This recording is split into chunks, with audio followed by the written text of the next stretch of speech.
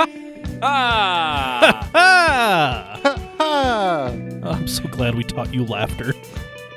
There was a day where I was love pop. I love that we've taught him laughter, and yet he has shown that he retains none of it. Listen, none of us here are the learning type.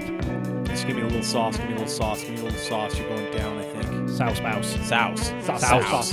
Souse. Souse. Souse. mouse. Souse. Souse. Souse. Souse. Can you Souse. do it? Oh, God. Okay, down just a hair. Souse. Souse. I only have the right channel now. Okay, now I have both. Good. Hello, ladies and gentlemen, and welcome to episode 242 of the Camcast. Sauce. Bows. Indeed. The podcast that is indeed surrounded by sauce bosses that want the whole ass.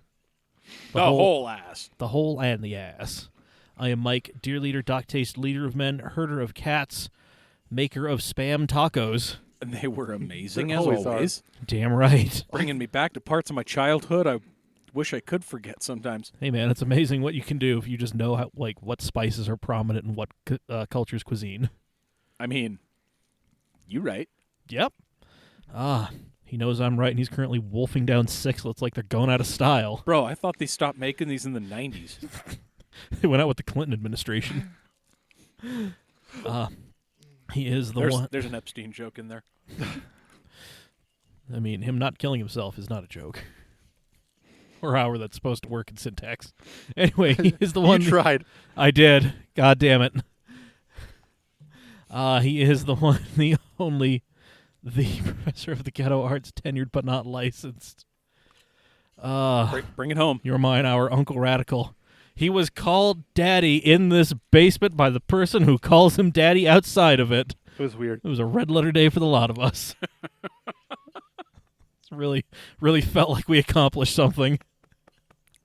Deep in the cockles of my heart. Mm-hmm. In the subcoccular area. Could be even the liver. Hey, I the figured out what groin, that was the colon. from. Get to that in a minute. It's Dave Raleigh. The whole ass. He figured out where Fuck you. I had that all planned out for me. Asshole. he called Dave an asshole. But I am the whole ass, not just the whole. Man. He called Dave an asshole, and he's figured it out. It is the good Colonel Eddie Dean himself, the Lord of the Boards, Zack Lords. I'm all the asses. Ooh. Plural. Ooh, Yeah. boy. I was going to say ahoy hoy, but I don't know. It didn't work out. It just didn't work the way you wanted it to. No. That's how it goes. That's all right. Anyway, follow us on the social medias. We are at Cam Automag on the lot of them. Indeed, we are. And if you have yet to, subscribe to this podcast. We are everywhere you can get your podcasts. Apple Podcasts, Spotify, Google Play. Like, rate, review, subscribe. Share with your friends, your enemies, your neighbors. I mean, listen, if you live in an apartment complex and like your upstairs or next door neighbor is like they're doing what Taryn's neighbors were doing, like the people who live up, above her now, fucking hammering shit until like 9 and then playing something with like a weird amount of like bass. Not like the amount of bass was weird, but the bass itself was weird in the amount that it was given.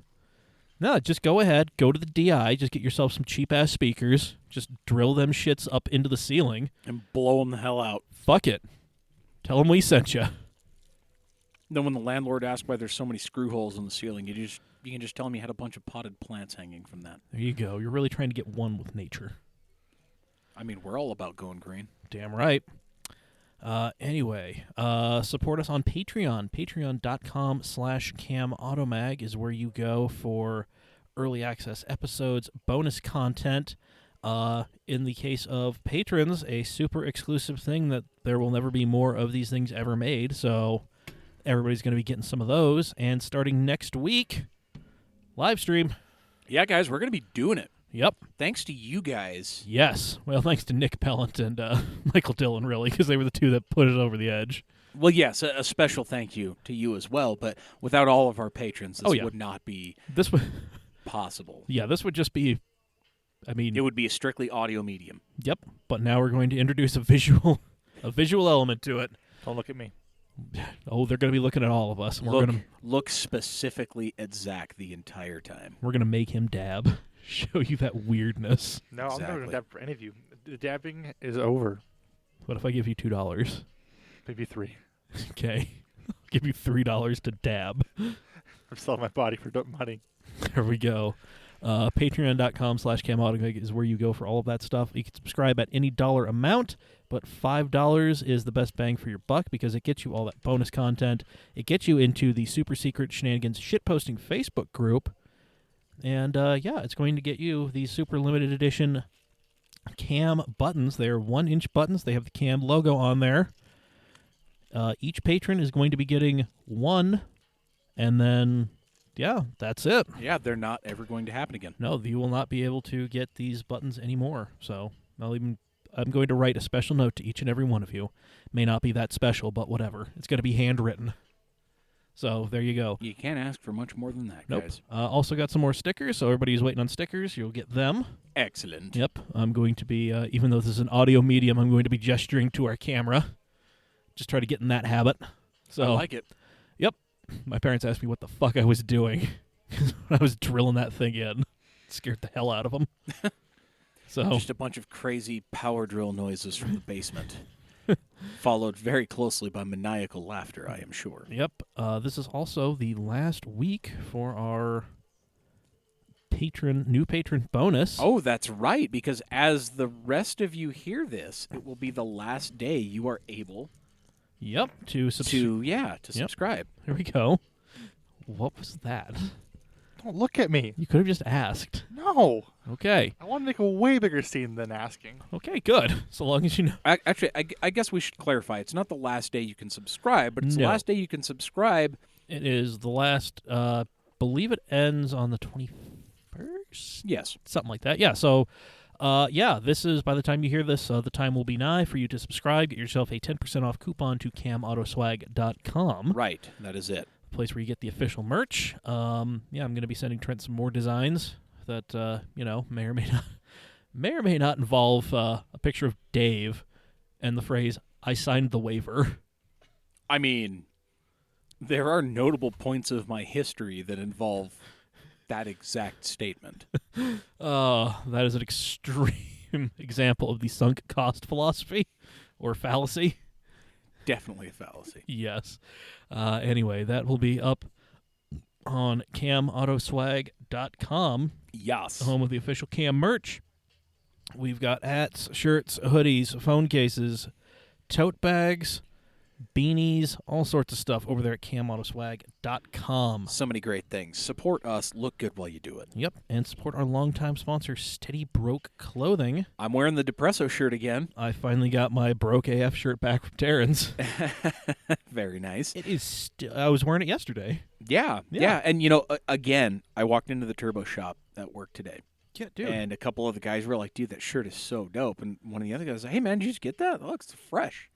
No, I've had this for well over a year now, I believe. Yeah, it's been a while. There's probably a good 30 washes on this thing. Oh, dude. Still looks great. The print's still in perfect shape. Yeah. One of the guys that works back there, his girlfriend works at a Starbucks. He's like, oh, I got to take a picture of that. I got to, where did you get that? You got to buy her a shirt, friendo. And I told him, I'm like, hey, man, it's my buddy Tommy. He supports our podcast. Yeah, man. You should go check it out. SteadyBroke.com. Steady Broke in all the places.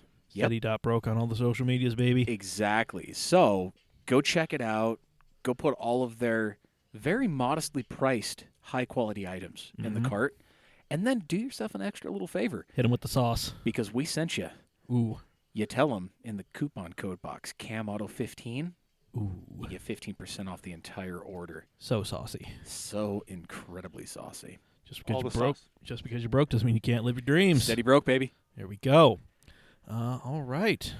Catching up. Anything new of note with us? I scared the shit out of my boss today. Hot damn. How'd you do that? That could go so many different directions because of your line of work. Oh, yeah. I've done it several... Oh, there's a pencil here. Dude, there's pencils literally everywhere. I mean, I didn't notice that it was over there, so... I found 2 pencils. God, there's like another 3 pencils on the table, dude. But I can't reach those. Is that Ticonderoga? No. In front. That one? Yeah. Hold, please. I believe so. Anyway, Zach, how did you scare your boss? Well, Dave is getting up to find a pencil. Dave has got the pencil. You guys ready for the make and model of this guy? Yes, Am I ever? Dixon Ticonderoga HP2. Yeah. Ooh. Can I have it? Can I have it? Yeah. Okay. So I scared the shit out of collecting all of them. I scared the shit out of my boss. Damn. So I don't work Mondays, and so I was. Gee whiz. Yeah. So I was coming back from Provo from picking up some car parts, and I'm like, do you know what? My boss works in Lehigh, and I'm gonna go see if he's around to get lunch because it was about lunchtime, and I was gonna pass through Lehigh at the same time. To call him, he's like, oh yeah, let's go get some lunch. I'm like, hey, do you want to go for a ride? And he goes, sure. So I show up in the Subaru to go pick up my boss in the fast Subaru. And he now understands exactly why you take the company truck everywhere. Yeah. Well, so I scared the shit out of him in that. What? Just taking a corner too hard in the parking lot, or did you actually get on the beans? I got lost, so I end up on the highway. Oh boy. Yeah, there might have been some weaving in and out of traffic. There might have been some triple digits. I don't have a working speedo, so I actually don't know. So I don't know, dude. I bet 75 feels like 110 in that car. oh, it really does. Well, so I know it's 75. I know what 70 is on the speedo or on the tack, so I can kind of estimate. I think it was like 105. But that's beside the point. It's neither here nor there. But he makes a statement because I took him for a ride in my work truck, and coming off on the Lehigh on ramp onto I-15, there's a giant bump on it. Like you can catch some air, and there's enough run up to hit 70 before that. Excellent. And my truck's limiter is at 70. God damn. And so I took him on that, and he makes it. He goes, "Yeah, but you drive way more scary in the work truck." And I go, "I didn't build that, and I don't own it either." Alrighty. And he goes, "Yeah, touche." Damn. Sorry, boss. I'm guessing this week's meeting is going to be about driver safety. But my boss is pretty cool. He's a good guy. He's not like that mad awkward about me. moment when you know you're the reason for the safety meeting at work. That's happened several times with me. Our team is so small. After I fell off a roof, guess what next week's safety meeting was? Rooftop safety. Rooftop safety. Yeah, Yep, I think of course. everybody at this table has been the reason for a safety meeting at work. Yeah, more than once. Yeah. Fuck, why didn't I post that? So we actually had a guy who got caught doing some bad shit on a roof. And the next week's meeting was about the shit he did. And he was in the meeting. I should have posted that meme to our group chat. You should have. I failed. It's all right. Anyway, let's see. Shout-outs. I don't have anybody in particular to shout out except the following birthday folk. Oh, boy. Trevor Malin. Oh, hey, big guy. Dave Kuhn. Hey, bigger guy. Ian Lacey. Hey, big guy. Sarah Morrison. Hey. Hipster Rob Gaderi. Hey, guy. Derek Waltoff. I don't know you, but hey. And Louis Frankie Vasquez. think I know that person. Hey. I know of him. We're friends on Facebook. Merry Birthmas to the lot of you. Yes, indeed. And Rob will always be Hipster Rob. I don't care what goes on. I mean, there's no change in it. Nope. It fits so well. It's so fucking perfect. Anyway, moving on to the news. Good news. Which I've been... By the way, we don't have the soundboard today. Sorry. It's all right. It happens. Trust me. There's a report on TV with some very bad news. Anyway, so Toyota lost more owners to Tesla. However, BMW was hurt way more by the number that they lost. Of course. Yeah. So the problem is, so Toyota's fucking huge. Like, their market share in the U.S. is 7 times larger than that of BMW. Well, here's the thing. When you market to literally everybody with a car, a truck, an SUV, and a crossover, you cannot compete if you are a car company that is only marketed in high-end cars and SUVs. Yeah, like, this Jalopnik story pointed out perfectly which I think they were cribbing from somebody else, but BMW, like, so Mercedes luxury is, like, comfort and class and, you know, like, being able to look down upon those in the country that you are dictator of. Right. BMW's is, like, performance, a thing that can be quantified and measured. And here's the thing about what a Tesla will do. It can compete with a lot of what BMW is putting out there. It can. Actually, it competes with all of it. Yeah. So, like, it's one of those, why would I go for the BMW and, have 90% of the performance of the Tesla? So, Right. yeah. Right. If your driving factor of your sales are performance, nobody's going to care that you have to plug the car in every night. Yeah. Yeah. But I also feel like it's not quite about that too. I feel like the thing to own now is a Tesla. The Tesla is the iPhone. Oh, it absolutely is. And so it's a statement now. It is an electric car. Well, there's a full bit on Silicon Valley last season about buying a Tesla and like how I have the rare wheels on my car. Like, man, it's like, oh, cool, you've got the gold iPhone. Yeah. It's one of those, like, it went from, every office parking lot of the people who were, movers and shakers and working their way up. They went, 3 Series, 5 Series, long wheelbase 7 Series that they were driving because they're idiots. The long wheelbase Audis and Mercedes and BMWs, you were supposed to ride in the back. That's why it's a long wheelbase car. Give you that extra bit of legroom in the back. Yeah. You shouldn't be driving it. Well, so at my work, I can't think of any BMW sedans parked in our parking lot. Yeah, no, there are BMW SUVs. I mean, yeah, that's but Draper. So. But yeah, fucking Draper. But Teslas. Yeah, I think there's 13, maybe 15. Yeah, it's shifted from BMWs and Mercedes and European cars is the sign of affluence and I'm moving up in the world to Teslas and shit like that. So and then you got the one wily guy in sales that has an SRT8 Challenger. Yeah. Well, dude, there's a guy at my company who has a the Regal X. The Regal Tour X? Yeah. Yeah. Very and nice. He parks it in the carpool lane. Parks next to it every single day is a Z31 Turbo. I don't know how you carpool that. Shout out to those fucking lunatics. And occasionally there's a NA Miata. All right. Fucking A, bud. But that doesn't happen very often. Anyway, well, moving on. Nissan's a fucking dumpster fire right now. Old news. They are reporting a 70% slump in profits for the second quarter. Their full-year outlook is getting fucking murdered as well.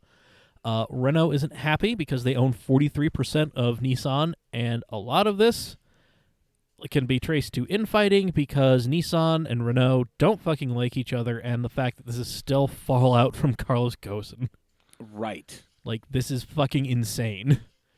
They're on track to post some of their lowest profits ever in the last 30 years. I honestly wonder what would happen if Nissan and Renault divorced. I mean, a lot of people at Nissan really want that to happen because they feel hamstrung by having to run everything past Renault. Well, and I'm sure on that same front, Renault is probably also feeling like, God, we got to babysit the shit out of these guys or they're going to go commit suicide. Yeah, or why are we dragging around this fucking brick? Right, exactly. Yeah. I mean, save for the GTR, which is long in the tooth by itself. God damn. I think every production vehicle that Nissan makes right now is long in the fucking tooth. Yeah, I feel like 2007 or 2008 was the year of innovation for them. Yeah, because they had the GTR and the 370. Right, yeah. Exactly. Everything else is just a refreshed version of the 2008 version. Yeah, nothing has drastically changed. Right, the new Altima, whatever. Yeah. It's new Maxima, again, yeah, whatever. They look a little different. They have some new tech jammed in there, but year to year, they're you're basically buying the same car. Yeah. So you're absolutely buying the same car. I mean, you could perform the technical updates to an older car, you'd be money ahead. Yeah, but oh well. Rest in peace, Nissan. You were fucking fun while you lasted. I honestly feel like it's the Frenchies and the Cummins that are keeping them alive. Man, talked some of the people at Nissan. I've seen some reports they really want to be their own damn thing because they feel well, and I feel like all the Nissan-ness has been lost. I mean, and there's a couple different ways you can go about it. You can divorce, become your own company, and potentially flop. Mm-hmm. Or you can pull a Saab and just do exactly the opposite of what your parent company tells you. Yeah, just do your own damn thing. You know, like when GM bought Saab, and they were like, you need to do it this way. And they're like... Can do. They're like, yeah, we're going to do that. Can do. I made you this. We're going to do this. Yeah, I can do. Made you this. Mm-hmm. This isn't what I asked for at all. No. But it's cool though, right? Yeah, 9.3 Arrow wagon. Yeah. Well, you know what's not cool? The sales bank. FCA? Yeah. So a sales bank is a bunch of cars that the dealers did not order, but the manufacturer produced anyway. Right. You know, these are like some of like the weirdly optioned things, or like kind of the lower trim levels. Well, and see, FCA is, in recent history, they've been kind of famous for this because it's a, what do they call it? It's a preferred equipment package. Yeah. I saw this a lot on Chargers and Challengers just when I was browsing for the sake of browsing. I'm never going to be able to afford a new one, but No, but you it's see a lot of it. It's the preferred order package on this and the preferred order package on this. And Yeah. it's like, why is that a preferred order package? Like, Yeah. I nobody would want that and that and that, but everybody wants that, that, and that. But you're combining all of that into this. sounds like a fucking cable package, bud. It really is. I mean, I don't watch sports, but I need to get the sports package in order to get the tech channels that I like. It's weird, and as someone who's trying to change their cable lineup, yeah. Nothing has me wanting to hit that bottle at 10 a.m. quite like this. Anyway, so nobody likes the sales bank thing because manufacturers produce a bunch of vehicles that just sit. Dealers have to buy a bunch of cars from the manufacturer that they can't sell. And then investors and people who have to assign a value to this company, they don't know like what your actual inventory is, which is a fucking problem. But here's the great thing. I love this. FCA is saying that their sales bank isn't an actual sales bank. It is the result of a predictive analytics system, and that dealer stock is in line with demand. I don't think that's how that works. No, it isn't. And here, like, when Lee Iacocca took over Chrysler, I have his book somewhere. Yeah, because my dad was in like management in the 80s, so yeah, he had that book. We will get to him later, though. I have a thing to say about him. Okay. But yeah, like when Lee Iacocca took over Chrysler, he's like, why are you doing this? This is terrible. Like, because what ends up happening is the manufacturer has to sell these cars at a very low profit, like a low margin to the dealers, or sometimes like they're not making any money when they have to package like 10 cars at the end of the month to sell to the dealers. Yeah. Who are going to end up putting 9 to auction and only selling one of those. Right, exactly. Yeah, so Lee Iacocca fucking he's spinning in his grave. But god damn it, at least Dodge is reliable now. Since when? Give dealers what they want. Mm-hmm. Well, if they want reliable Dodges, here we are, baby. The time is now. They have cracked the top 10 in Consumer Reports reliability survey for the first time in 13 years. Wait, they were in there 13 years ago? Apparently so. Wow. Their question is, what was 13 years ago? What did they have on the line? What, so that'd be Avengers? 2006? Oh, shit. So they had, like, So the calibers Chargers and shit. came back. Yeah. So, yeah, this is... they are the highest rated of the top 3. They're in 8th place. So, there we go. That is fucking great. Let's see. Mazda's in 2nd place. Toyota is in 3rd. And Lexus is the top. So. Not surprised. Nope. Let's see. Genesis is in 5th. Hyundai's in 6th. Kia in 9th. Porsche and Mini are 4th and 10th, respectively. Wow. Okay. Yeah. So this is surprising to me. The next closest domestic make on this list is Lincoln at 15 and parent company Ford just behind them at 16. Yeah. And then the bottom, GMC, Chevy, Jeep, and Cadillac were in the bottom 3rd. Cadillac was dead fucking last at 30. I'm not really surprised. Neither am I. So, yeah, we're not going to get into the rest of that shit. That's a lot of ham to slice. It was really just the headline there. Yeah. Also, speaking of things, there was a gigafactory in China for Yep, Tesla. It's producing vehicles. That is currently functioning, and now there is a gigafactory coming to Berlin. Yeah. In 2021. Elon announced this at an awards ceremony where he was gifted a golden steering wheel. Aww. Golden steering wheel to what? I don't know. It's going to be opening probably near the new airport in Brandenburg, Okay. because he said something about it being near the new airport. Okay. So, and Brandenburg's the only one that's opening, or going to be opening around that time, so that makes sense. So, Design and Engineering Center is going to be around the Berlin area. Yeah, so that's cool. Elon loves German engineering, so Yeah. yeah, he says it's He had a before the X. He had a Q8. I think he had. yeah, like it's the top of the fucking mountain for him. Well, I mean, the Model S is based on an E-Class platform. Yeah. And the Tesla Roadster, if I'm not mistaken, was based on. That was based on a Lotus. It Wasn't was a Lotus. Yeah, it was okay. Lotus. Well, so okay, I was kind of shooting on the wrong end of the hip there. You tried. I thought it was like the Opel. What? The Opel Speedster, Which is like the. which is General Motors Yeah. Germany, basically. Yeah. Yep. So, but yeah. Also, speaking of things that weren't long for the world, Yeah. The Alpha 4C gunned down in its prime. I wouldn't even say it was in its prime. I don't think it ever had a chance to really take off. Not really. Yeah, the hardtop died in the summer of 2018, which left only the Spider, which is not sticking around past the 2020 model year. Yeah. And this is probably because that car was built in the same factory where the Maserati Gran Turismo was built. And since that thing is getting retooled in its entirety for our new electric future, that probably means... And also the fact that they weren't selling any of those goddamn things. Right. So, you know. I did like how we did see one in Vegas, though. Yeah, I mean, they are around. I've seen one on the track, and it is... That's the wrong mid-engine Italian car to be bringing to the track. But I mean, they're still a great-looking car, I think. Oh, it's a great I looking like car. them.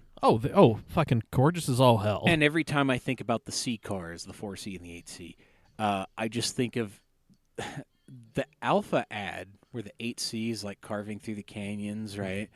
And it's like pleasant music, right? They don't really say anything about the car. It's like, the car drives out of frame and then it just comes up to a black screen with the Alfa Romeo logo. And it says like copyright 2016 Fiat Chrysler automobiles on the bottom. Damn. Ouch. That's always fun. Somebody want to fire up a Google Translate? Because we need to know what El Camino is in Korean. Hold, please. Okay. Well, while they do that, What is El Camino in Korean?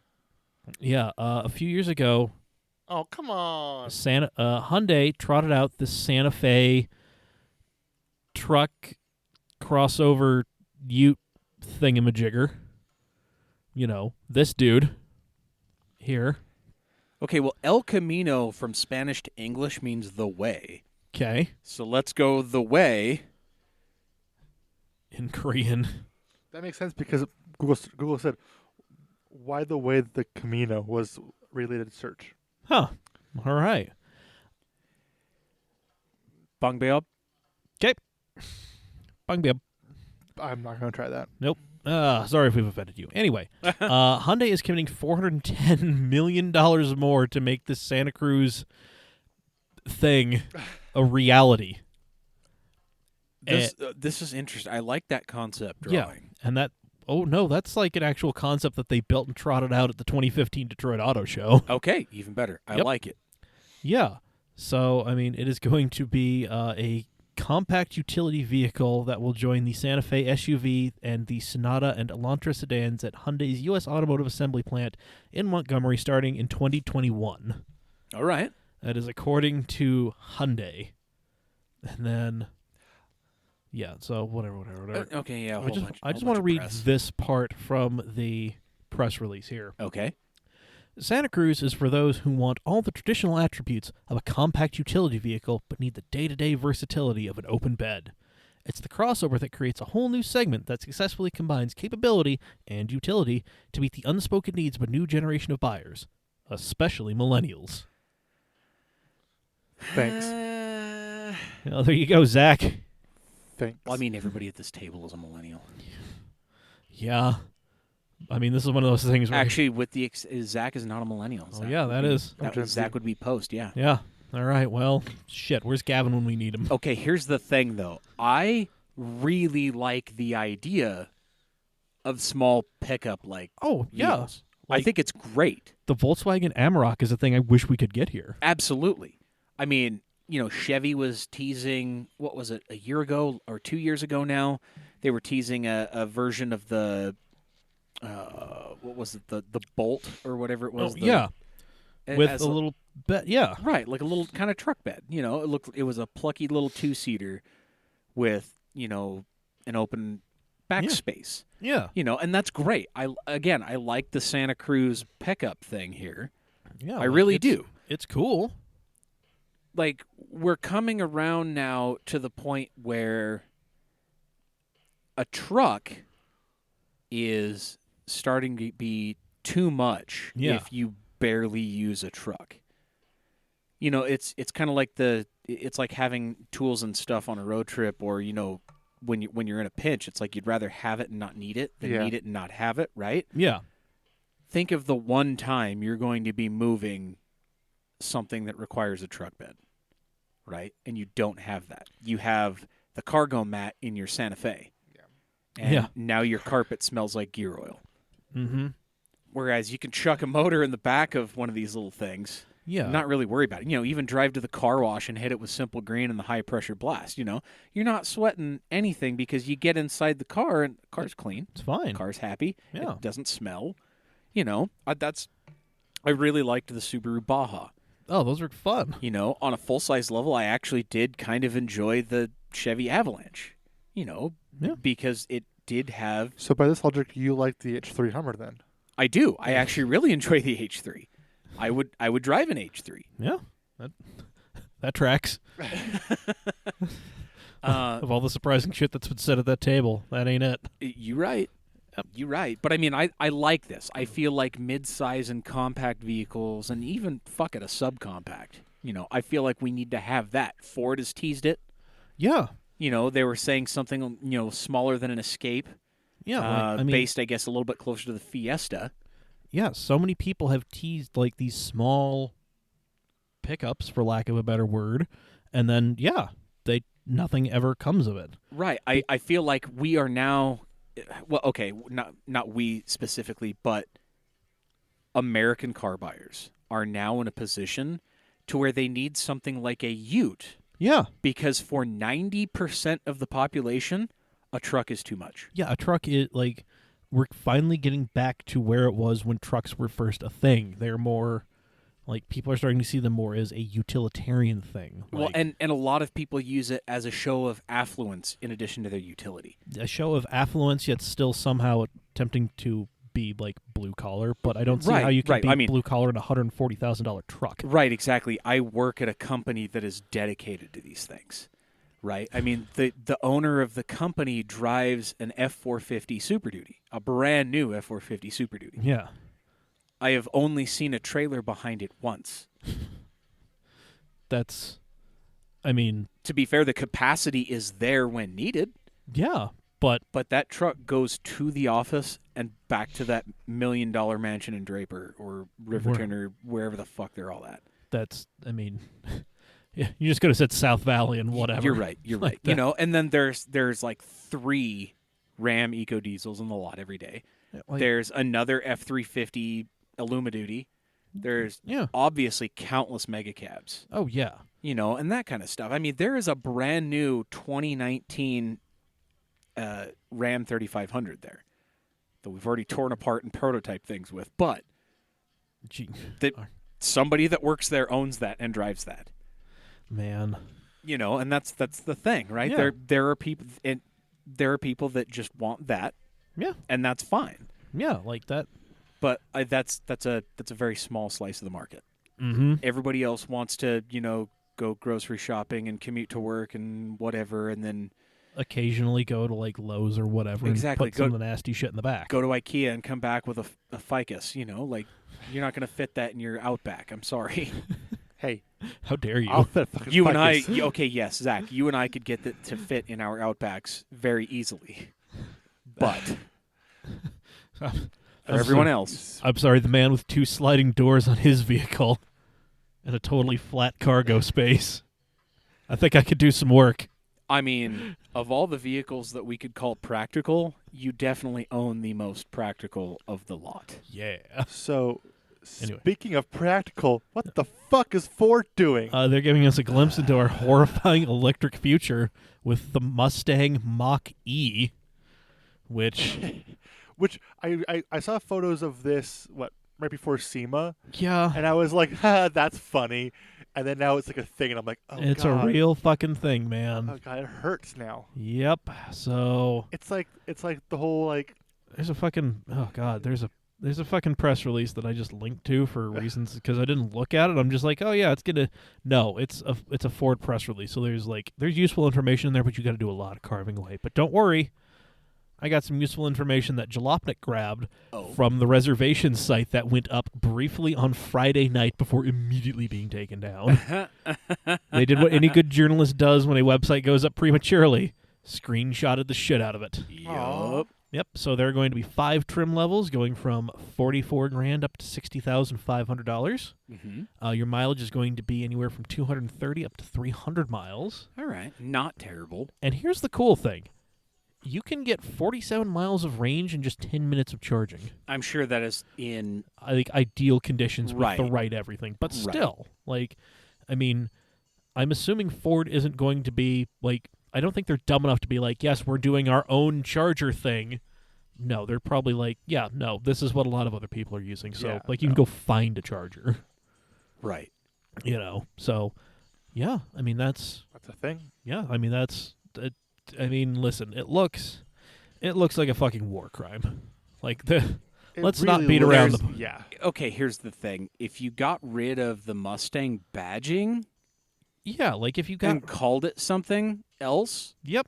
I don't know. It'd be perfectly how acceptable. About the levitation? I'm trying to think like a Ford name that Ford would use. Now, I can appreciate that they are using design cues from the current generation Mustang. Yeah. I see that. It is an attractive vehicle, and that catches the attention of a lot of car buyers who, Yeah, this is... tact and design awareness notwithstanding, would gravitate towards something like that. Oh, yeah. No, so...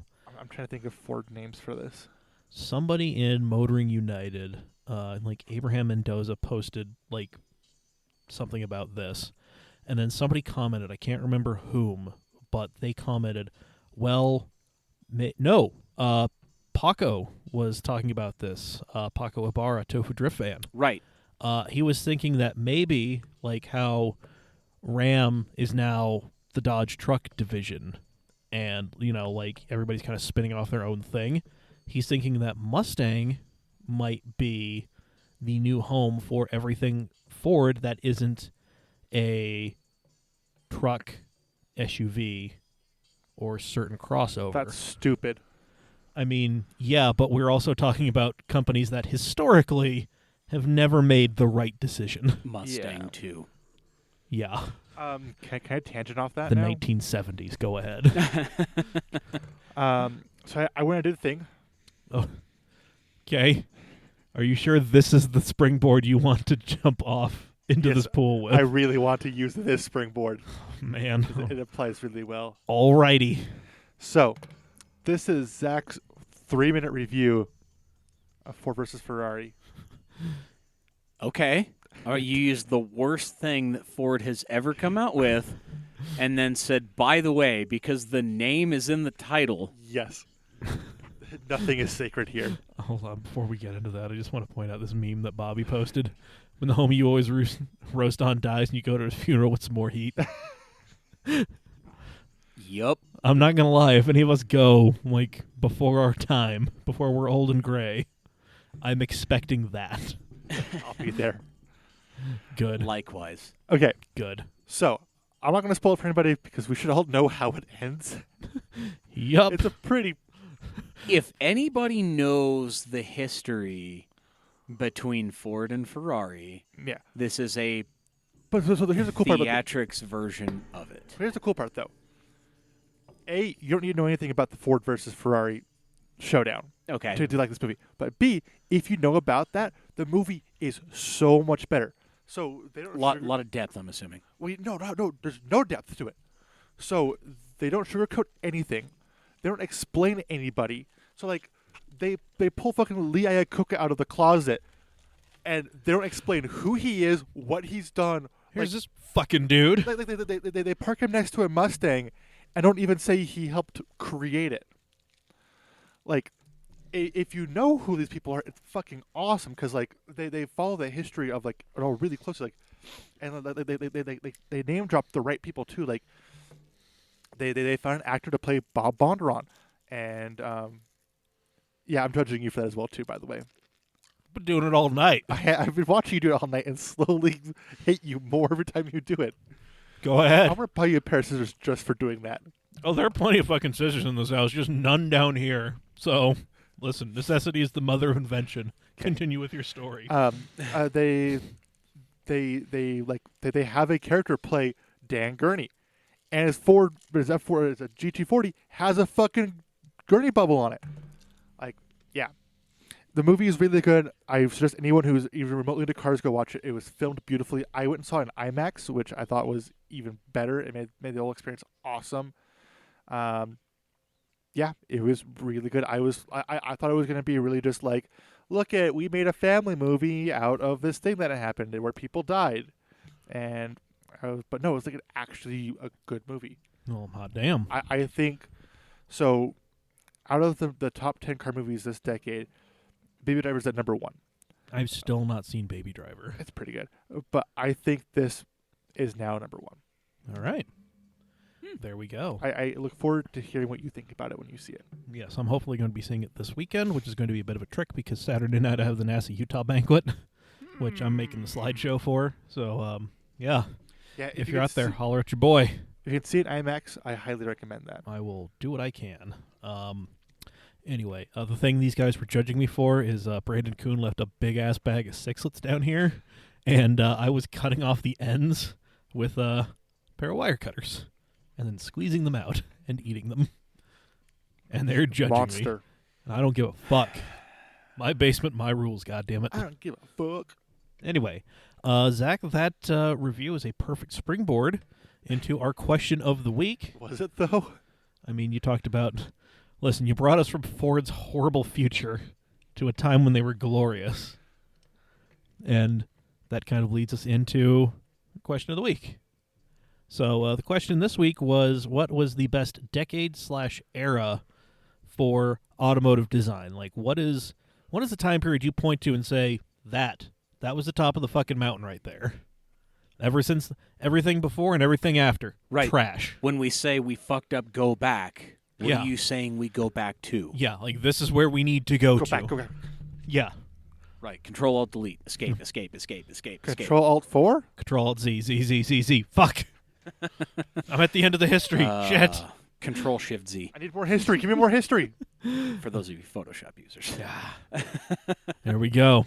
Good God. Okay, well, let's see. We've got We've got some responses all over the place. in Drift, Utah. Yeah, Luke Dreyer.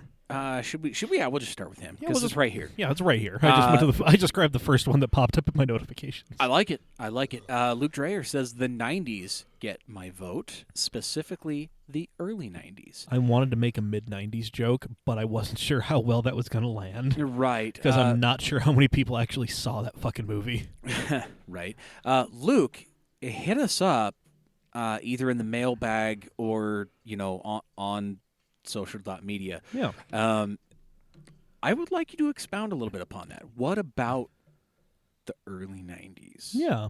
I want to know specifically. Yeah. And let us know how things are going, because we know you're doing the school thing. Right. And yeah. you have a Tesla things, now, too. Yeah. Like things are tight. The school thing's happening. Yeah, just let us know how you're doing. We want to just try to check up on one of the OG super fans. Right. Right. Same goes for everybody else. Mailbag at camautomag.com. Yeah, like hit us up.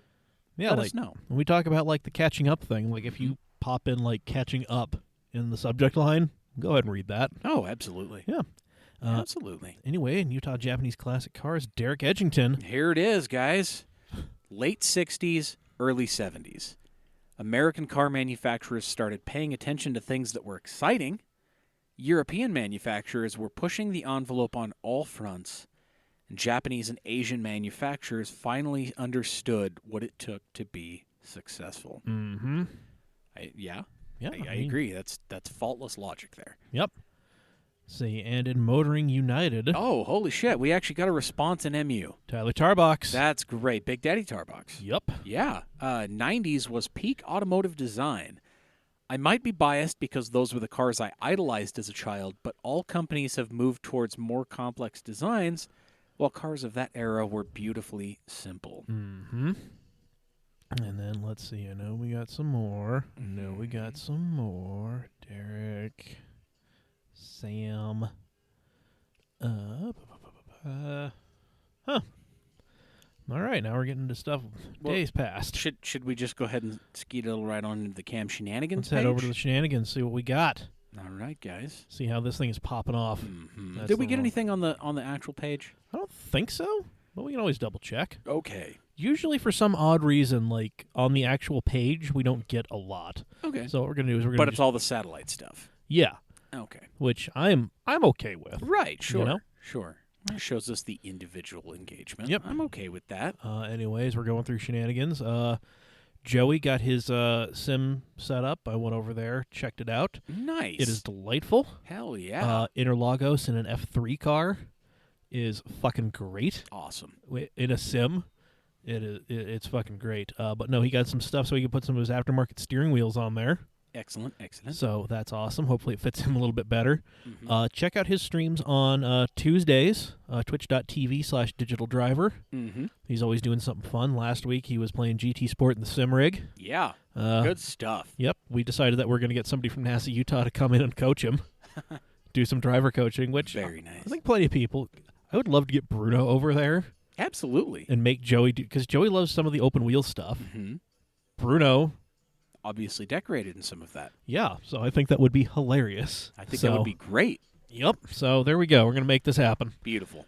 Anyway, so over in the shenanigans. Hey, here we are. Ask the same question, and then also we're just going to go ahead and jump ahead and get the shenanigans bonus question. If you're a patron and you are in the shenanigans shitposting group, you get yourself a special bonus question. It is always something different. A lot of times it is food related because I am fat, and that is one of the things I think about. Hey, you know what? We're all foodies. Damn right. What's this food? Indeed. But this week it was, if you could travel back in time, would you? For one. And here's the caveat. If you fuck with things in the past, you will change the present and the future. So, Yeah, the divergent timelines thing is just not. No. Fuck you, Russo brothers. This is not how time travel works. Right.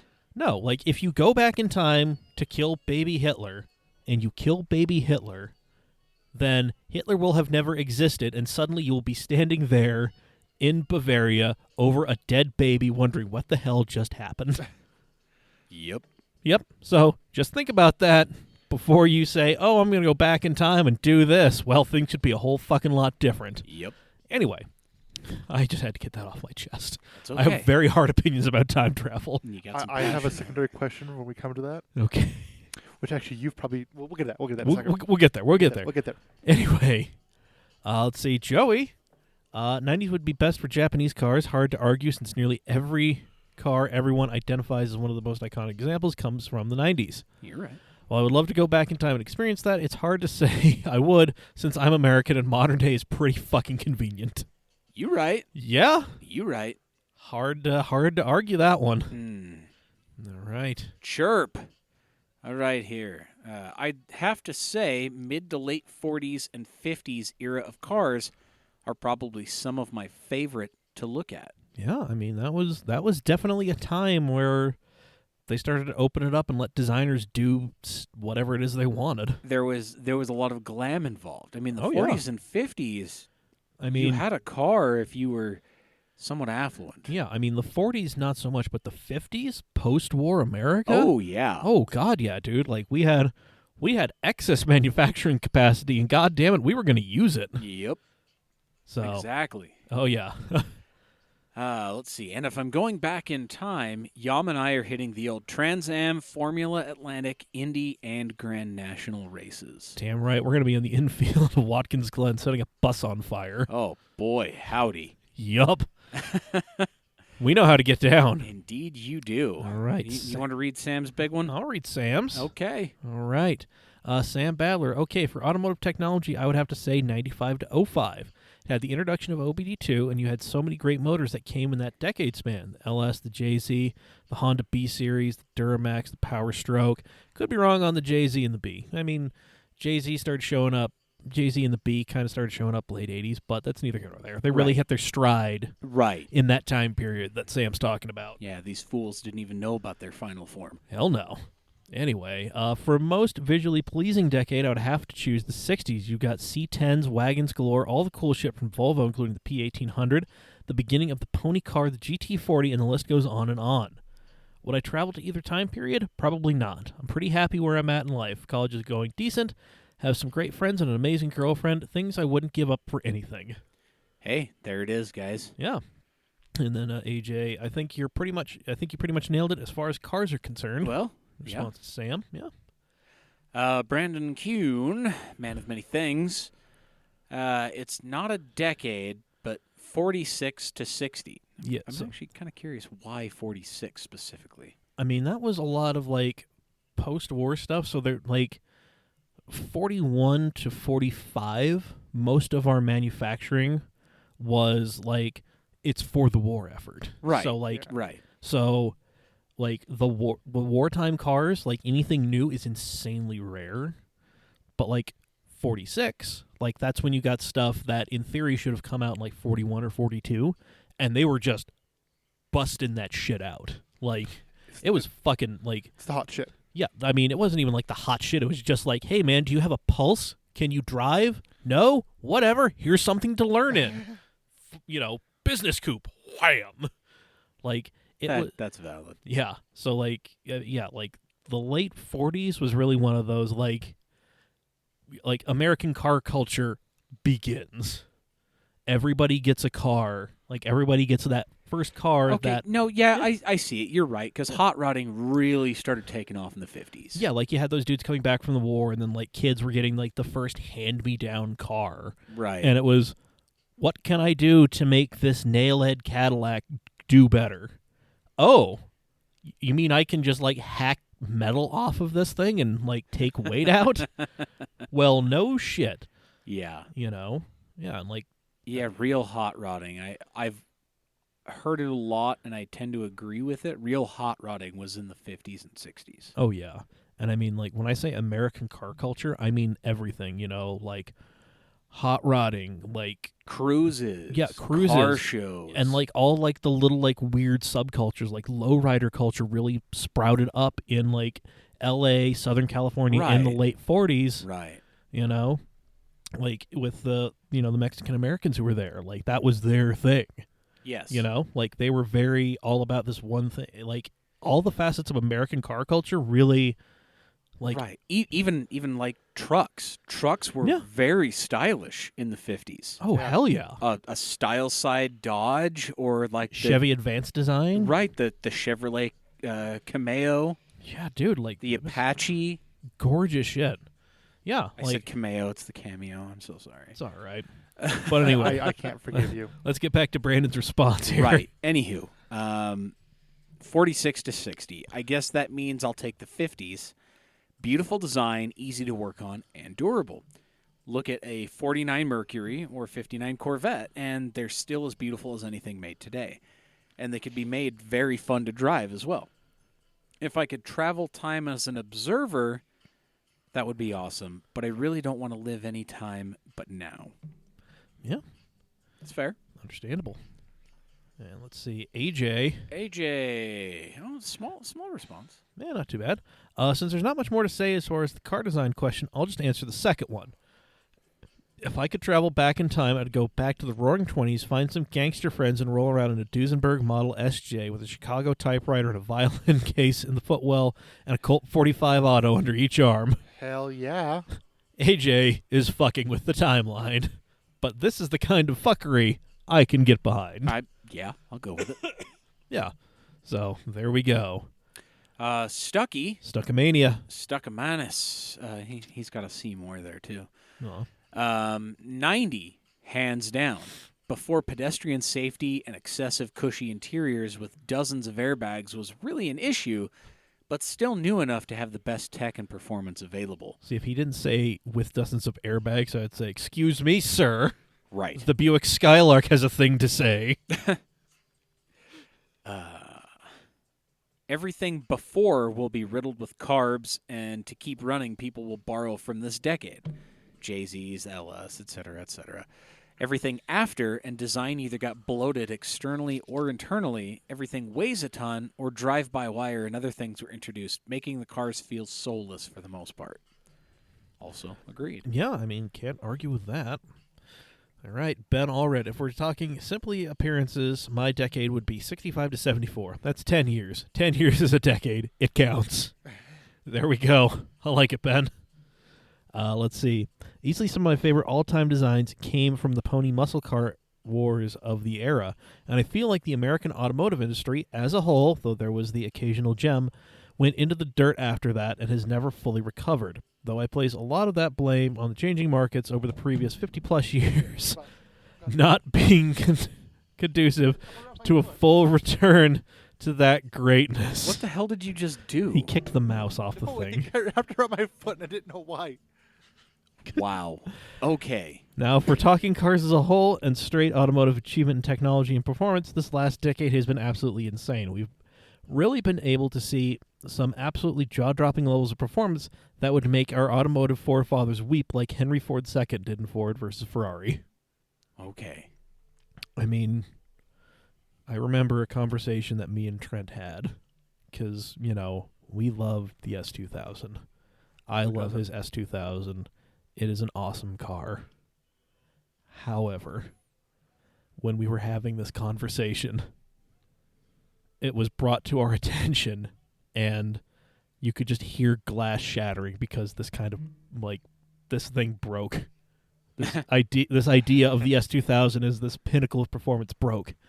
It would get dusted in a straight line by a Toyota Sienna. Oh, absolutely. Yeah. There are minivans in Honda's own camp Yeah. that tear an AP2 S2000 apart. Yeah. And for the most part have the same aerodynamic coefficient of drag. Yeah. So, listen, I still want a bevy of 80s shitboxes Of course. and all sorts of 90s and early 2000s things. Yes. But I am also aware enough to know Yeah. that just A to B, the newest thing I can find. Sure. That's how it is. Anyway, Michael Dillon. This one's you, buddy. This is a super tough question. 90s for Japanese or for style, 50s for US style. You could even say 1910s or 20s just for variants, as we were still figuring out who this, how this whole car thing should work. Yeah. And Michael, by the way, has a Bayside Blue R32. Yeah. So, Michael Dillon's. Yep. Good people. he's a good dude. Yeah. Anyway, and then Dan Jelinski, either the early 60s or the late 80s through the early 90s. All right. Yeah. That's pretty solid. I think for me it would be, if I had to pick a 10-year period, it would be late 80s to late 90s. Just because that's when, you got all your iconic, Japanese cars. The 6-cylinder M3s became a thing. Porsche, the last of the air-cooleds were out there. The 993s were doing their craziness. America was around. America was around.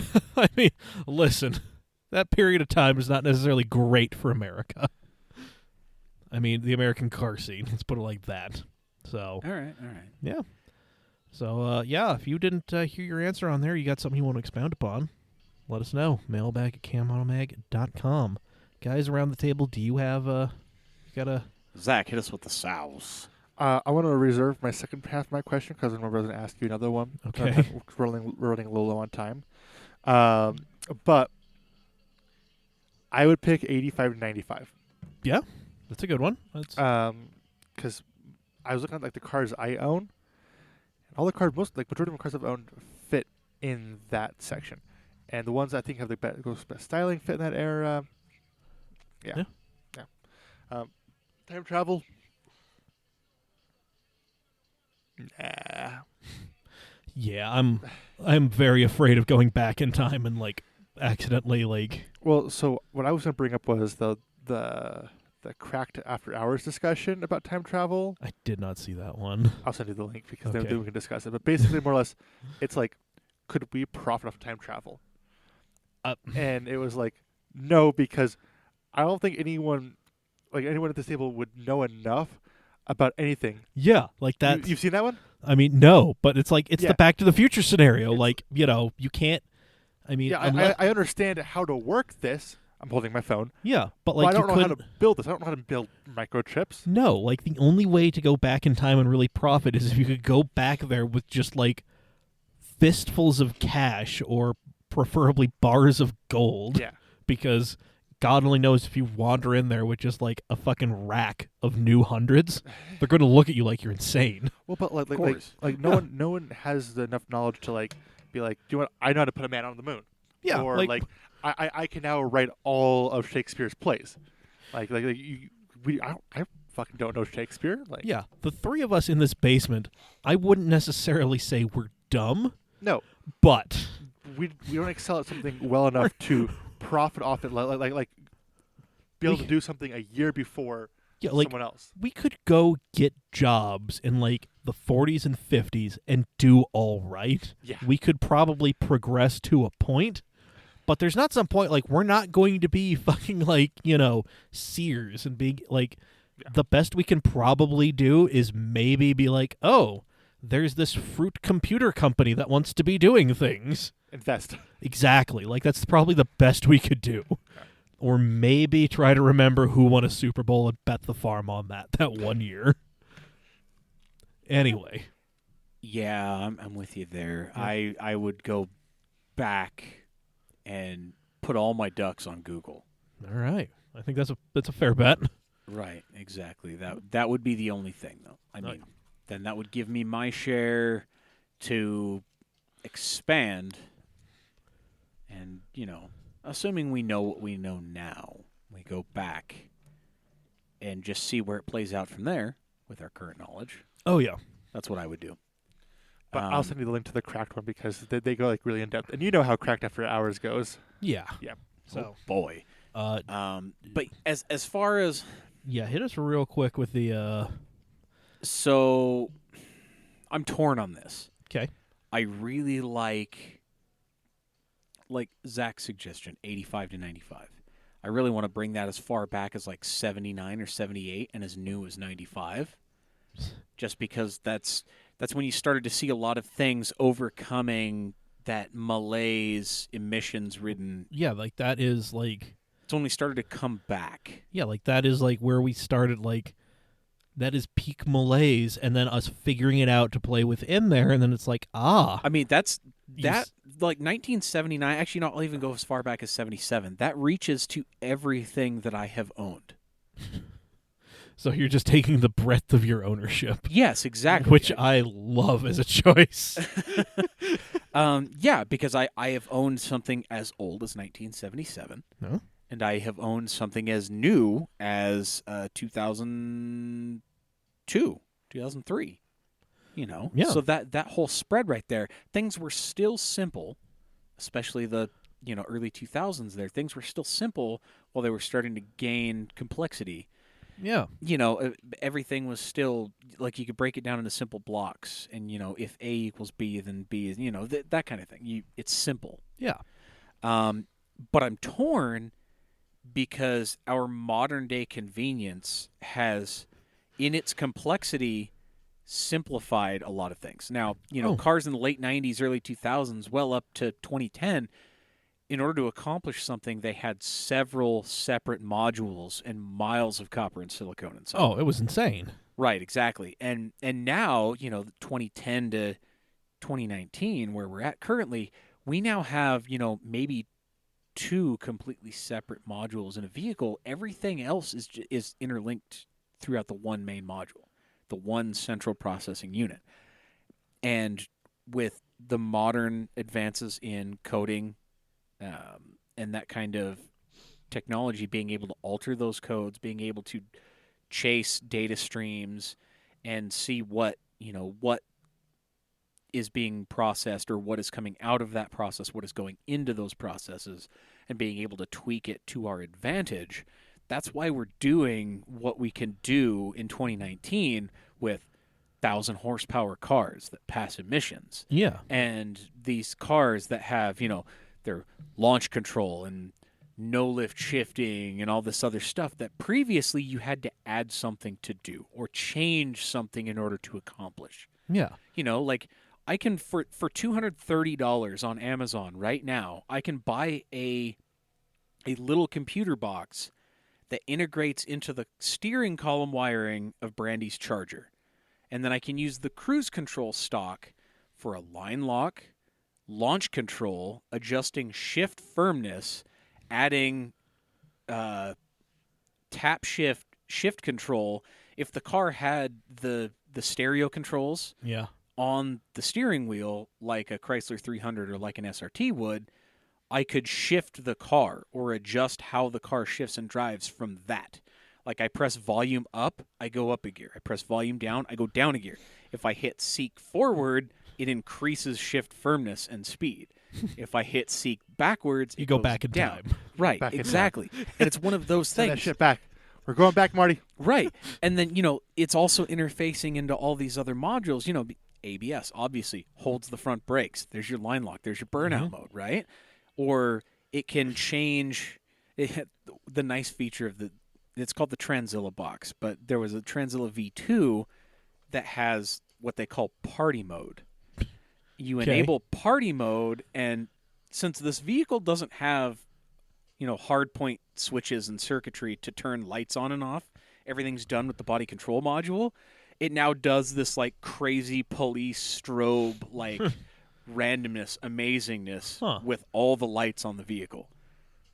Not worth $230 by itself, but a fun little Easter egg to have. It's a fun little thing. And is all doable because it interfaces and talks to a main body control module or a main processing module that then makes its own decisions and does what you ask it to based on the given situation.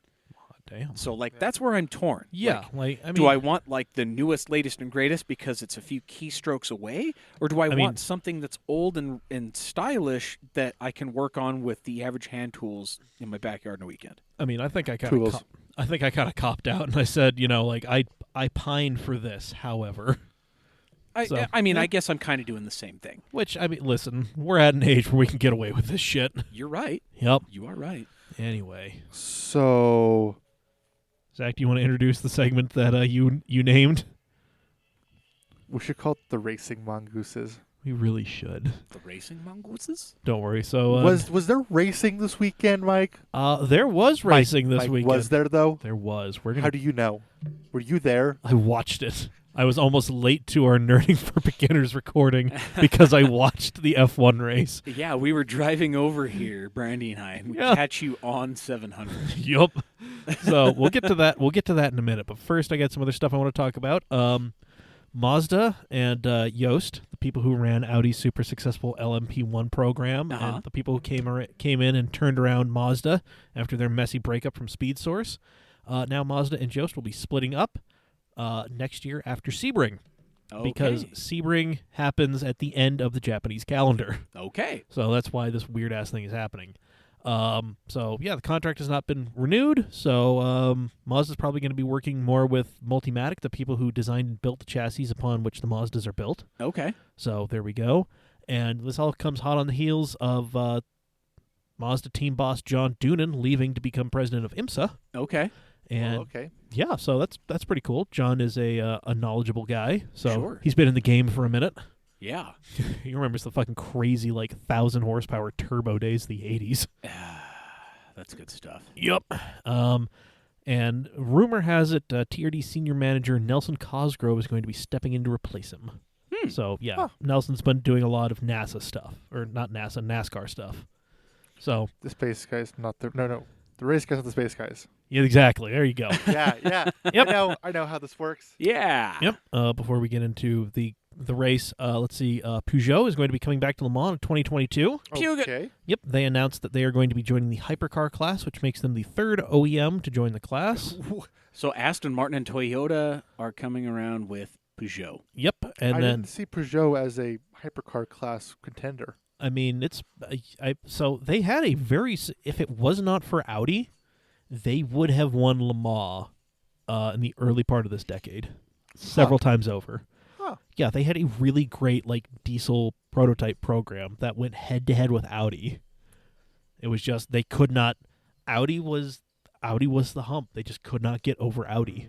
But they were their fucking prototype program was awesome. But so they're the third OEM joining the class. The other two people in there, not OEMs, it's Glickenhaus and Baikalus. So there we go.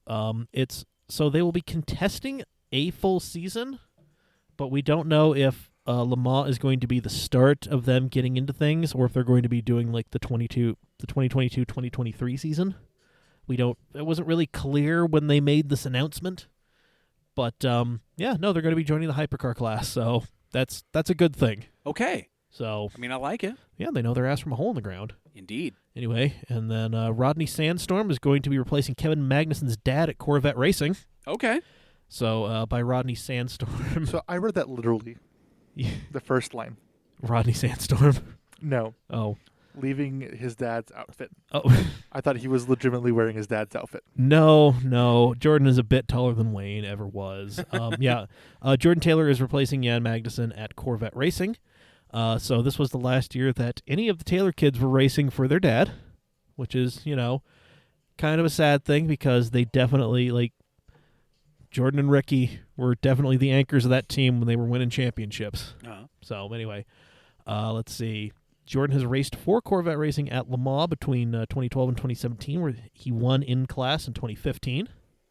And currently unemployed Ryan Briscoe is going to be joining the one who fucks, Renger van der Zandt, because he made that pass at the top of the corkscrew. The one who fucks. Yep. He's going to be joining him at Wayne Taylor Racing next year, probably, because he's unemployed because Ford shit-canned the GT program. So that's where he was driving. So, okay. There we go. Wow, we blasted through motorsports news in 5 got minutes, one more. maybe. Oh, we haven't even talked about the fucking F1 race. Okay, well, let's do that. Which- Holy hell. It was the Brazilian Grand Prix, Interlagos, a racetrack that was built on the outskirts of Sao Paulo, and now Sao Paulo has grown up around it, and it is amazing. It is what I wish racetracks in America could be. Yep. Nobody really complains about the noise. Because they live near a fucking racetrack and they know it. They understand it. Hell, they say crank it up because Brazilians are fucking apeshit for motorsport. Yep. Yes, they are. Yes. They ape shit for most things, but They really fucking are. So, it was. So, first off, we had Carlos Sainz failed to set a time in qualifying, so he started dead fucking last. Ouch. Charles, he had to take a 10-spot grid penalty because they replaced the internal combustion engine of his power unit because he had an oil leak at the United States Grand Prix. Uh-huh. okay. So he qualified, I think, 4th. So he ended up starting 14th. And, it was fucking great, elbows out racing from the outset. Charles took a swipe at Lando. Lando came right back at him. Good Lando hell. just turned 19 or some shit. He's a fucking child. Wow. And a meme lord. I love it. Yeah. Like you do. Lando Norris is hilarious. Anyway, then things started to get weird. Valtteri Bottas popped an engine after chasing Charles Leclerc around. Okay. He pulled off, and it looked like they were just going to be dragging the car through the Armco, but I don't know, transmission locked up or something, so they couldn't push it. So they had to bring out the safety car, get the Aw. crane. Crane that shit out. Yep. So everybody dove into the pits, came back out. Now it's just all right, what are we going to do? So Lewis is in the lead. He's trying to back everybody up. He can launch, he can get going fucking whenever after the safety car comes in. But he's backing everybody up. Max is right next to him. Max had qualified on pole. He's just right next to Lewis, just waiting for him to go, waiting for the fucking word. Lewis goes. Max on him. Going down into turn 1. Max takes Lewis on the outside going into the Senna S. Oh, wow. Fucking nuts. God damn. Yeah, a place with a low rate of success makes it stick. And, the Ferraris, they're battling each other. And, things are getting kind of wacky. Charles makes he makes a move on the inside of Sebastian. And but that compromised him going through turn 2. Sebastian has a great run out of turn 2. They're going down that little straight between 2 and 3. Mm-hmm. Oh boy, here goes Seb killing again. He tries to do one of those elbows out move that Charles did on Lando earlier. Mm-hmm. Except Charles didn't fucking move. Ooh. Yeah. Oh. Breaks Charles' right front suspension. Oh, boy. Seb blows out a left tire. He curses at him in German on the radio. Oh, boy. Nobody's terribly happy with each other. No. So Ferrari went from a points finish to nothing. Wow. And mind you, this is with 5-6 laps left. Yeah. So everybody's like, well, this race is going to end under safety car. That's not what we want for, this very old school track. Yeah. My God. Weirdly banked turns, blind uphill turns that just literally fall away from you. You can't, you're watching them disappear. It is awesome. I cannot tell you how awesome Interlagos is. It's great. Oh, yeah. But, race control. Safety car ending. Oh, boy. We're going green, white, checkered, boys. Boogity, boogity, boogity in Portuguese. So, here's how things have shaken out. Okay. It is Max in first. Mm-hmm. Alex Albon in second.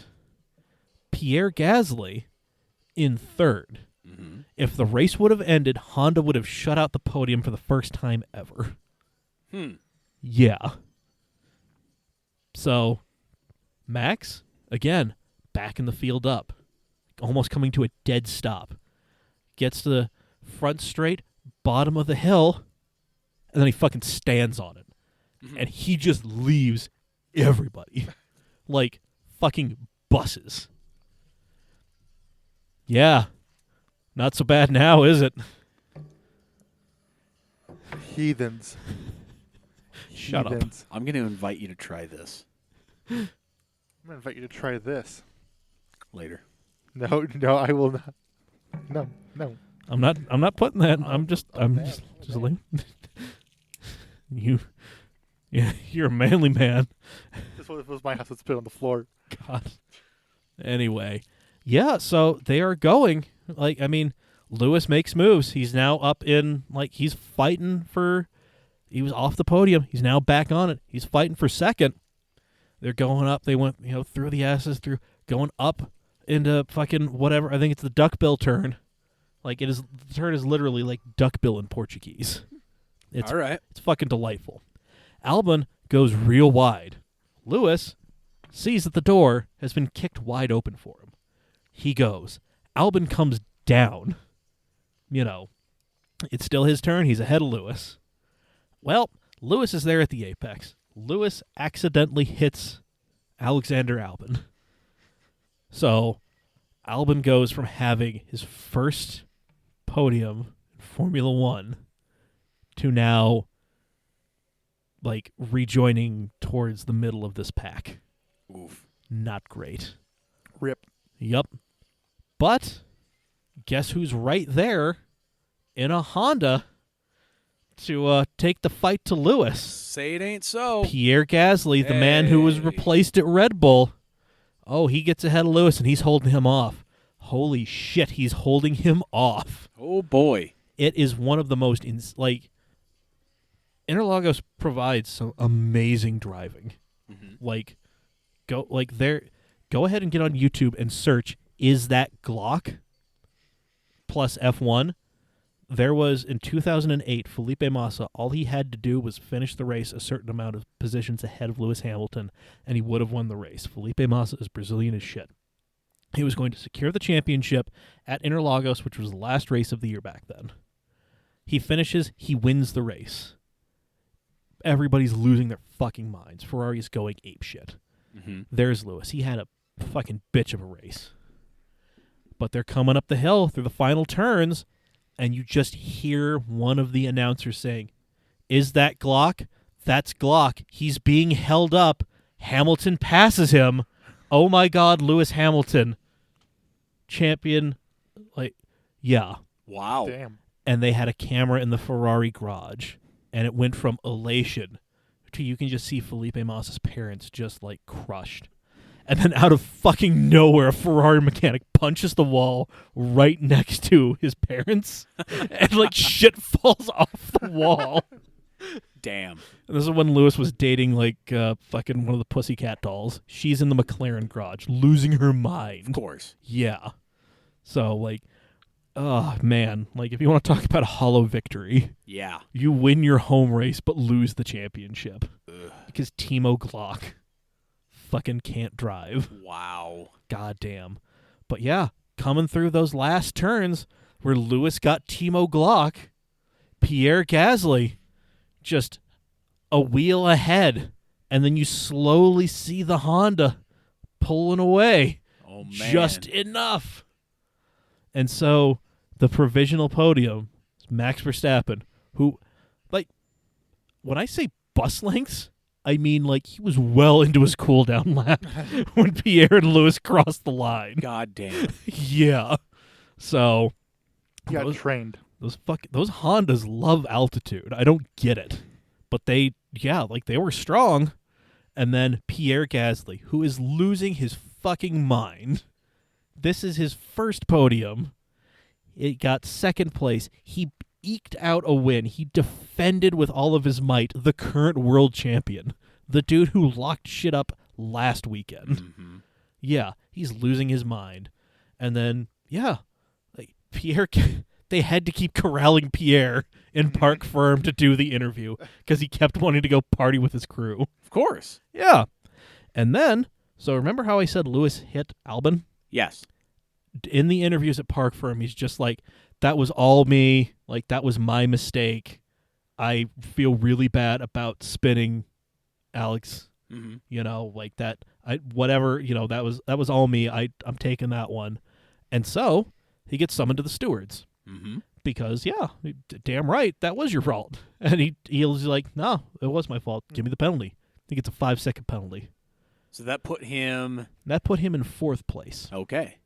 In fourth place, when the race ended, was one Carlos Sainz, Ah. the dude who started dead fucking last, Well, damn. drove out of his mind to finish fourth, saying smooth operator on the cooldown lap with his engineer. Neither of them carry a fucking tune. That doesn't matter. It's the thought that counts. And so, after that, he is awarded third place. Podium. First podium of his career. He used to be with Red Bull. They kicked him off because he wasn't performing. Mm-hmm. Like, he's again. And then he drove his ass off, and now he's podium. So what they did, everybody from McLaren is on the podium with him, with his trophy. Because this is hours after everything ended. Oh, of course. So, yeah, and everybody's losing their fucking mind. They're just, like, cheering for Carlos, and he's just standing there in the middle of it holding a trophy. Well, yeah. Yeah, like Like you do, guys. fucking A, man. He earned it. So there we go. Beautiful. So now we're going to get into this shit that I've been wanting to get into for a minute. Yes. The shenaniganry. And we'll have just enough time for that. Good. All right, guys. Where do we want to start? We got big whoops, not all heroes wear capes, beep beep, reinforcing stereotypes, and who wants to go to the best bar ever? Beep, beep. Yeah, hit me with the beep beep. Beep beep. All right. Oh, it's a Gizmodo link. This is going to be great. I'm willing to pay an obscene amount of money for this guy's brilliant pedestrian car horn invention. Okay. All right. There's a YouTube video. Oh, God, I can already. This dude created a pedestrian car horn. Oh. Hold on. I'm going to go ahead and pause Celsius real quick. Mm-hmm. Thank you, Ryan Celsius, for the background noise. Yes.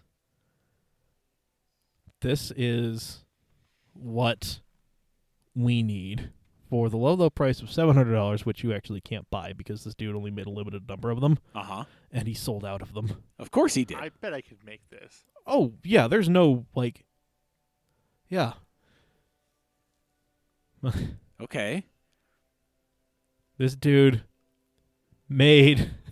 he's carrying a steering wheel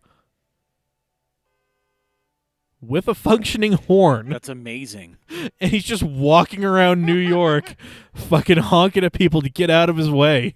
This is great that he's doing this in New York because it's actually illegal to honk your horn in downtown New York City. This is insane. Yeah. Just beep, beep, fucking move. That's amazing. Yep. So, like I said, for $700, which you can't get anymore, he made 10 of them and sold them all. That's for $700. That's brilliant. Yep. So there we go. I need it. I want it. In the back of your Uber, just laying on the fucking horn. That was amazing. All right, I don't know guys. why we waited that long for this. Because we ran out of time the last couple weeks. Anyway, all right, guys. Big whoops. Not all heroes, reinforcing stereotypes, and the best bar ever. I'm on Dave pick because I beeped that last one. Big whoops. Big whoops. Big whoops for $100, please. All right. From thetakeout.com. Yep. A Whopper discount mistake cost a Burger King franchise $8 million. Holy shit. Yes. So they don't really get into it, but it was a convoluted mistake that occurred over the summer for this Burger King franchise location or franchisee. So hundreds of Burger King locations owned by this one franchise. Yep. And this mistake that happened over the summer, it was additional discounts being applied on top of already existing Whopper promotions. Okay. It cost them $8 million. Jesus. goddamn. Yeah. So what are the details here? It's Let's Carol's see. Restaurant Group is Burger King's largest operator. Yeah. So they noticed that they only had posted 4.5% growth in same-store sales behind everybody else's 5% overall growth. They looked into it, and then that's when they found the whoops. Huh. Yep. So there we go. Okay. All right. Yeah, if not for that, the company's same-store earnings would have been at 7.4%. Wow. So, yeah, that's a fucking huge... That's rough. Anyway, so there we go. Ouch, All right. Ouch. Heroes stereotypes are the best bar ever. Heroes. Heroes. Let's do it. All right. This is heartwarming. Again from the takeout. Yep. Everyday heroes step up to help lone Waffle House employee. Oh, holy shit. Yes. This is a couple weeks ago on a Saturday night. A gentleman named Ben was the only employee who showed up to work the late night shift at the Waffle House in Birmingham, Alabama, according to witnesses that told AL.com.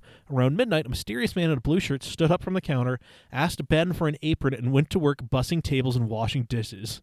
A representative from Waffle House said that security footage from that night confirms the existence of the mysterious man in blue and also two other customers who, instead of jumping on their phones to complain about Ben's lousy service on Yelp, jumped in to run food and stack plates while Ben took orders and ran the grill. Holy shit. God damn. Yep. There's the man in blue. Oh, that guy has worked and eaten at a Waffle House for several years of his life. That dude has managed at least one restaurant. Absolutely. Yeah. Yeah. Just look at him fucking go. Yeah, no, this is a reminder that like humanity at its core is good. Right. You know? Exactly. And this wouldn't happen in San Francisco. This wouldn't happen in Seattle. This wouldn't happen here in Salt Lake City. Wouldn't happen in a lot of places across the Midwest or even across the East Coast. I mean, like it would be one of those like this is 1,000% more. Like this is the exception, not the rule. Absolutely. Like this Absolutely. is the 0.01%. Definitely. And, Birmingham and its incredibly diverse culture, I could see it being the place for it to occur. And so it has. Yep. And I feel like if we went to one of our regular haunts and we saw, them getting slammed, I feel like we might try to step in and help out. Absolutely. Yeah. Anyway, all right. Stereotypes and the best bar ever. All right, let's go in that order. All right. Jalopnik deal. Yep. Car thief caught when Jaguar stolen mid-chase breaks down. Oh, boy. Oh, yes. It's like you knew it was going to happen.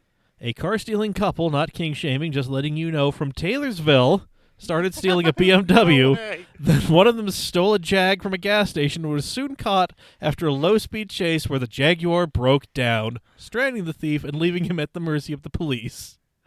Sometimes that legendary Jaguar unreliability is a good thing. Mm-hmm. Of course, Utah. Yes, so let's see.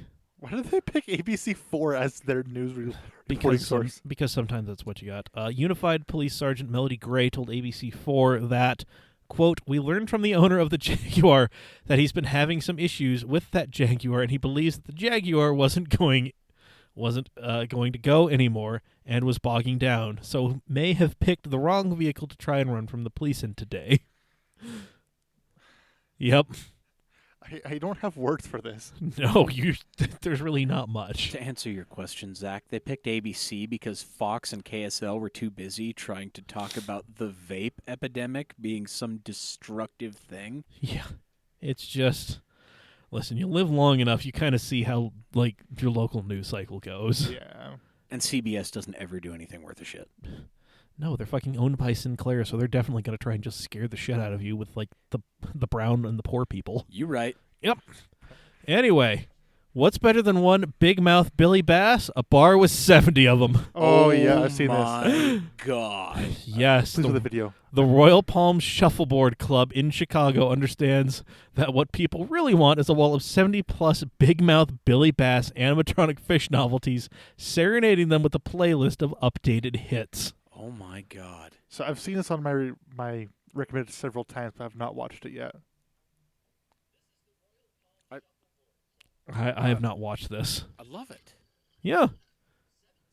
This is like some straight Midwest shit. Oh, yeah. I mean, duh. Shuffleboard, Chicago. Yeah. This is so great. Holy shit.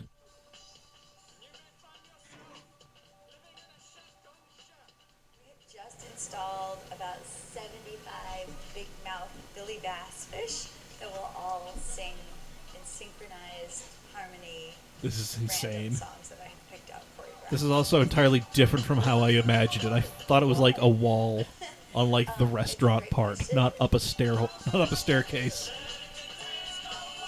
This was a big blank wall, and I wanted something for people to enjoy on their way up to our roof deck. Up to the Lido deck.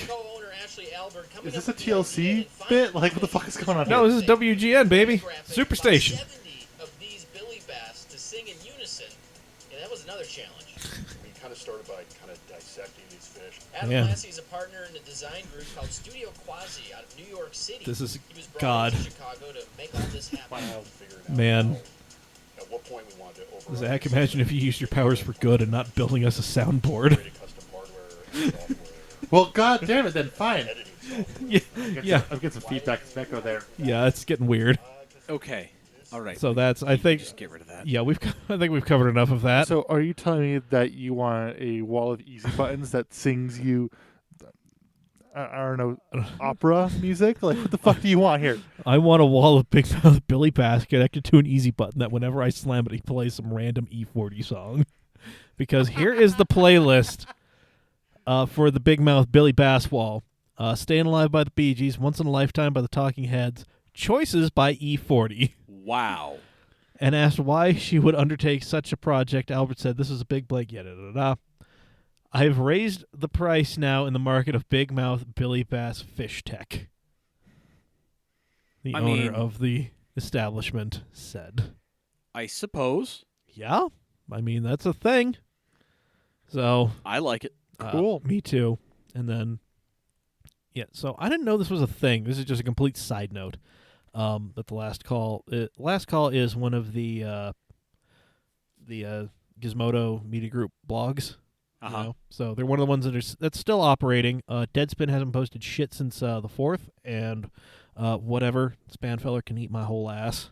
The whole ass. Yeah, because he took a perfectly profitable, functioning website and then fucked it all up. Sports. Yeah, stick to sports. Told them to stick to sports, which is something Deadspin's never done. Yep. My favorite old Deadspin thing was Audeby McDowell's water bill. Audeby McDowell was a baseball player. I believe he's a Hall of Famer. And where he lived, his water bill was a public record. So every month, Deadspin would get his water bill and try to figure out what he was like, why his water usage was that way. Okay. And eventually Audeby found out about it, and he's like, well, that's weird, and I'm kind of uncomfortable. So he eventually figured out a way to get his water bill out of the public record. Okay. But it was one of those fucking things. Yeah, Deadspin was an awesome blog. You can fight me about it. I won't. Good. So hit us with the last call. Okay, then yeah, let's so- wrap this up. how do you feel about stacked sandwiches? And this is the thing that is apparently happening on like food Instagram. People are like holding these sandwiches that have been cut in half, but they're holding both parts up. Why? I have never noticed this until now, but this makes me really uncomfortable. Okay, Yeah. well, no, here's the thing. Go back up to this picture. No, This one? that Yeah. one. Those aren't even the same sandwiches. No, they're not. They're not. They're not. Like, One is ham, one is pastrami. one is ham. I think that might be like capicola or something. Yeah, you're right. You're right. Yeah. Well, yeah, like it doesn't, like, none of this shit makes sense. Like, that. What? Nobody You- is you are- holding. You are literally holding a hoagie torn in half, and both sides in your Yeah. hand. Why? This shouldn't make us mad, but what the fuck is this? Why? Unlike aerial views of pristine dishes of pasta or high-resolution images of beautifully textured fried chicken, the stacked sandwich concept is unique in that this is never how anyone on Earth authentically holds a sandwich in their entire life. It's precarious, it looks uncomfortable to grip, and the presence of holding each side together risks smushing the innards out of the sandwich entirely. You would never bring it up to your face for a bite this way. It's stacked only for the photo op. That's why it upsets me. Yeah, like... That right there is exactly why it upsets me. You're not doing that. You Yeah. are not taking a bite of the one on the top and then taking a I bite don't of the know one if on the my bottom. hand Like- is big enough for that. I mean, like... Well, those are small sandwiches. I mean... Still, I got big hands. Yeah, still, like, I mean, that's... I mean... Like, I talk got me those tortillas. I mean, like, hand the boy the tortillas. Yeah, like, I got some fucking mitts on me, but still...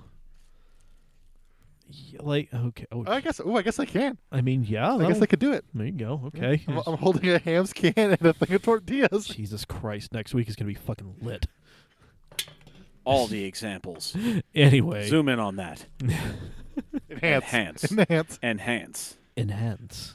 Anyway, so there we go. We've finally gotten through everything on the goddamn agenda. Do you want to pitch out something real quickly? What? Fuck Ken Block. Oh, God. Yeah. So, Climb We're so Kana mad. 2 dropped today. All right, let's keep this short. We're already like 12 minutes over. Oh, shit. Whatever. Basically, it was really weird and we didn't like it. Yeah, he went up a road that, like, other people have drifted up, including, I believe, Mad Mike. Yeah. And it just wasn't, like... It wasn't the same. It wasn't visually appealing. It wasn't like, great. Yeah, no, it was just, like...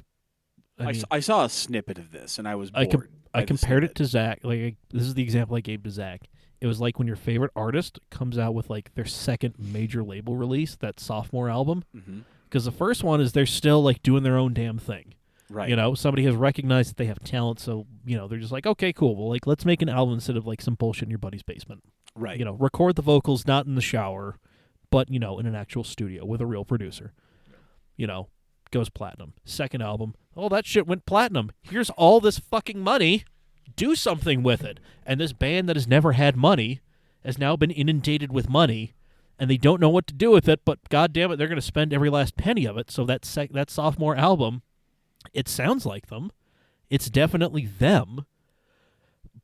But It's not the same soul. But it is so opulently them. yeah, it's just like, I mean, it's like them if it'd be like if your buddy just suddenly won the lottery and then started showing up everywhere in a fucking Maserati wearing like a fucking fur coat. Like, okay, that's you, but Where did you go? why? Yeah. Right. You know? Right. Yeah, so that's what Climb Kana 2 like felt like. It's like, I mean, it's definitely Ken Block, Jim Kana, So the Thingy. essence, but just wasn't the same. but what? Why? Anyway, Also, I need to shout out Matthew Bennett. There it is. I'm done. cool. Thank you, Matthew Bennett, for all of your love and support over the years. We couldn't have done it without you. Yeah. Also, he should be subscribed to the Patreon at some point. Okay, cool. As soon as he does, we'll shout him out again. Great. There we go. Let's Get wrap fucked, this bitch Matthew. up. She's a bit of a long one this time, but Yeah, hey, just a little bit, whatever. that's all right. Anyway, thank you for joining us on episode 242 of the Camcast. Yes. Yep, it has been real. It's been fun at times. It's been real fun, and it has been brought to you by listeners like you via the Patreon. Patreon.com/CamAutomag. Subscribe at any dollar level you'd like, from 1 up to 15,000. Yep. The best bang for your buck starts at the 15,000 mark. I'm kidding. It starts at the $5 mark. Yep. That gives you access to all kinds of content, including the Cam Shenanigans page, Yep. which is where we post all the good stuff. Yep. And we engage with you, Yes. the listener, the Patreon subscriber. Yep. Get our stuff at CamAutoSwag.com. Yep. Check that out. I think after this comes out, you will have, a day? Like a day or two for the new patron bonus, where you get a 10% discount code to CamAutoSwag.com. Right. So do that. This is your last chance. And then next week, we should be streaming this guy. Yep. We're gonna. Me and Zach are gonna figure some things out. I've got to make some scenes, and then some stuff. Yeah. No. Zach's just making. All this shit is going to make a lot more sense when we have fucking video. Absolutely. You guys want to see something? Absolutely. In a minute. Want to see something? In a minute. We're doing it. Last time I ever do it. Also, support those who support us. Check out Steady Broke Clothing. They are steady.broke on all the social medias. Hit them up at steadybroke.com. Check out their catalog. Put a whole bunch of their incredibly priced, high-quality items into the cart. And then do yourself a little favor. Type in CamAuto15 in the coupon code at your checkout. That gives you 15% off the entire order. Just because you're broke doesn't mean you can't live your dreams. Steady Broke Clothing. Yep. We are at Cam Auto Mag on all of the social medias. The podcast is available wherever you can get your podcasts. Apple Podcasts, Spotify, Google Play. Like, rate, review, subscribe. Guys, we will be back next week for episode 243, hopefully live and in questionable definition on the webcam. That's okay. That is patrons only, folks. Like, if you want this, you've got to be supporting us on Patreon. Yes. So that's the only way you're going to be able to see. Yeah, we are this. only streaming this in the Cam Shenanigans page, and we are only streaming it on Facebook. No, it's going straight to Patreon. So Perfect. See, That's- okay, that's yeah. even better. yep. So yeah, that's why I made it very clear that it's Got it. Patreon only. So Got it. Yep. So yeah, Well, I freeloaders in the group. thought everybody in the group was on Patreon. Not everybody. Oh, Yeah, I can. Yeah, some of them are just the homies. But don't worry, we will figure out things and stuff. But definitely, the only way you're going to be able to see this is on Patreon.com/CamAutomag. okay. Only accessible to the patrons. So if you want to see this glorious mess, Yes. it's where you need to go. You need to support us so we can keep doing this ridiculous ass bullshit. And you'll never see this Ah, man. ever again. So majestic. God, Ever. that was that glorious. was the last time I you'll doubt ever it. see us in this basement. Doubt it. Hey, I can have that ship online. Let's Anyway, for, get the fuck out of here. for episode 242 of the Camcast, I've been Mike. I'm the whole ass. Fuck you! I had that plan.